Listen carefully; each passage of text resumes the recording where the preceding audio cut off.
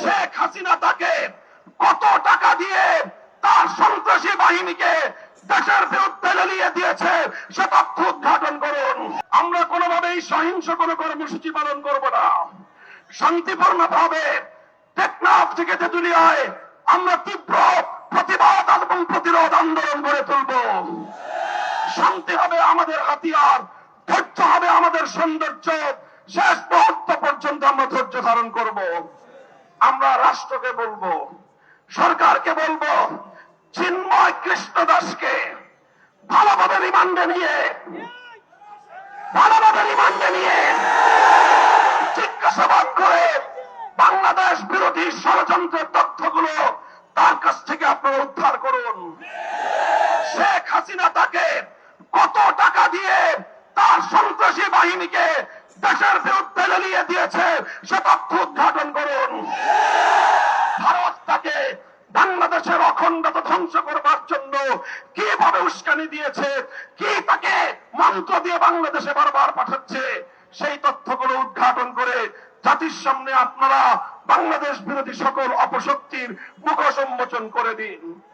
সংগ্রামী সাথী ও বন্ধুগণ, সর্বশেষ আমাদের দাবি হলো শহীদ সাইফুল ইসলাম আলিফ হত্যাকাণ্ডের জন্য প্রত্যক্ষ এবং পরোক্ষভাবে যারা যারা জড়িত অনতিবিলম্বে তাদেরকে আইনের আওতায় এনে দৃষ্টান্তমূলক শাস্তির ব্যবস্থা করতে হবে।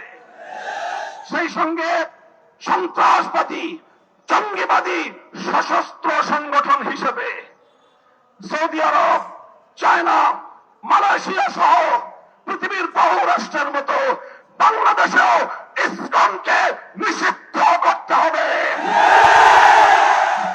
আমার পূর্ববর্তী বক্তারা বলেছেন আওয়ামী বিরোধী আন্দোলনের সারির সম্মুখ কাতারের কোন কোন রাজনৈতিক দলের নেতারা মায়া কান্না কাঁদেন, স্বপ্ন দেখছেন ভারতের অনুকম্প নিয়ে ক্ষমতায় যাবেন। আল্লাহর নামে শপথ করে বলতে পারি ভারতের আর কোন লেসপেন্সার বাংলার ক্ষমতার মসনদে আসতে পারবে না। কাজেই বাংলাদেশের জনগণের পাশে দাঁড়ান, ভারতকে নয় দেশের জনগণকে খুশি করুন। ইনশাআল্লাহ বাংলাদেশ সেই আধিপত্যবাদের যুগকে পেছনে ফেলে এসেছে। এখন বাংলাদেশ নিজের পায়ে দাঁড়াবে, মাথা উঁচু করে সামনে চলবে, সকল ষড়যন্ত্রকে মোকাবেলা করবে ইনশাআল্লাহ। ইসকনকে স্পষ্ট ভাষায় দাবি আমাদের নিষিদ্ধ করতে হবে। যদি এই দাবি আদায়ে সরকার অথবা বিচার বিভাগ যদি গড়িমসি করে, হেফাজতে ইসলাম বৃহত্তর কর্মসূচি দিতে বাধ্য হবে। আমাদেরকে সে পথে যেতে আপনারা বাধ্য করবেন না।